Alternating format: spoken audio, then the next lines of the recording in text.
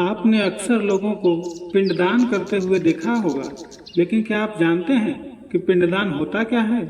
दरअसल पिंड शब्द का अर्थ है किसी वस्तु का गोलाकार रूप। प्रतीकात्मक रूप में शरीर को भी पिंड ही कहते हैं। मृतक के निमित्त अर्पित किए जाने वाले पदार्थ जैसे पके हुए चावल, दूध और तिल मिश्रित करके जो पिंड बनाते हैं उसे सपिंडीकरण कहते हैं। हर पीढ़ी में मातृकुल और पितृकुल के गुणसूत्र उपस्थित होते हैं। पौराणिक मान्यता के अनुसार साधु संतों और बच्चों का पिंडदान नहीं होता, क्योंकि इन्हें सांसारिक मोह माया से अलग माना गया है। श्राद्ध में जो चावल का पिंड बनाया जाता है उसके पीछे तात्विक ज्ञान भी छिपा है। जो शरीर में नहीं रहे हैं, पिंड में हैं, उनका भी 9 तत्वों का पिंड रहता है।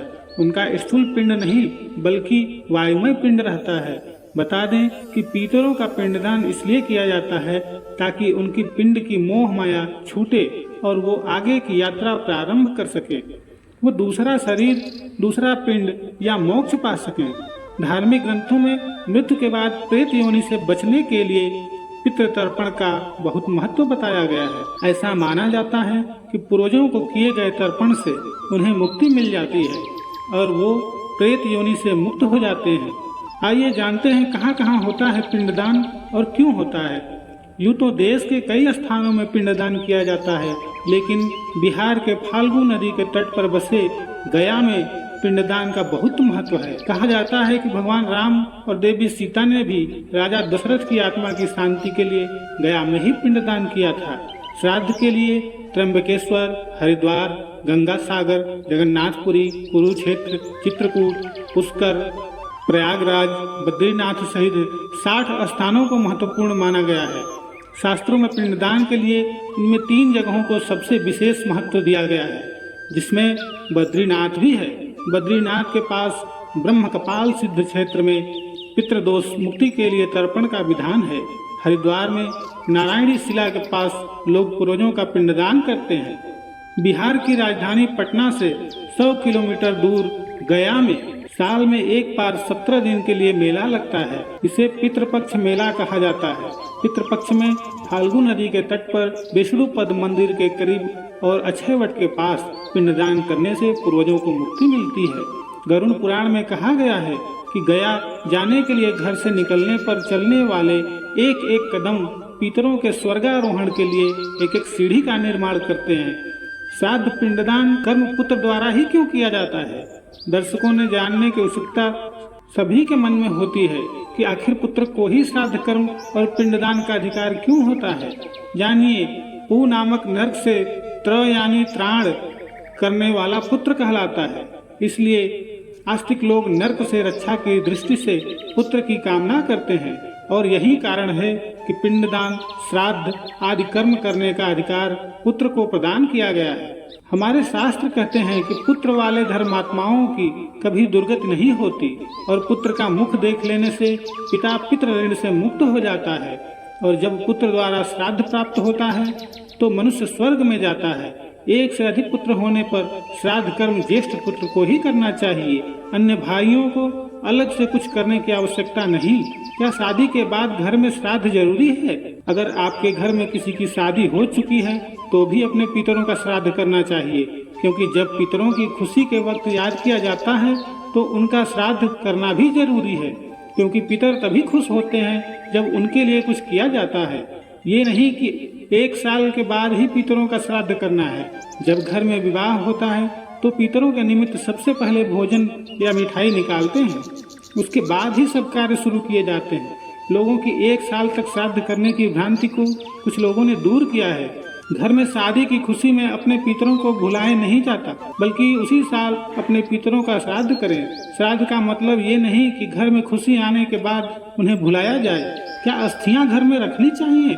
मृत्यु के बाद भी व्यक्ति की सूक्ष्म आत्मा उसी स्थान पर रहती है जहां उस व्यक्ति की मृत्यु हुई। आत्मा पूरे 13 दिन अपने घर में ही रहती है। उसी की तृप्ति और मुक्ति के लिए 13 दिन तक श्राद्ध और भोज आदि कार्यक्रम किए जाते हैं। अस्थियों को मृत व्यक्ति का प्रतीकात्मक रूप माना जाता है। जो व्यक्ति मर गया है उसके दैहिक प्रमाण के तौर पर अस्थियों का संचय किया जाता है।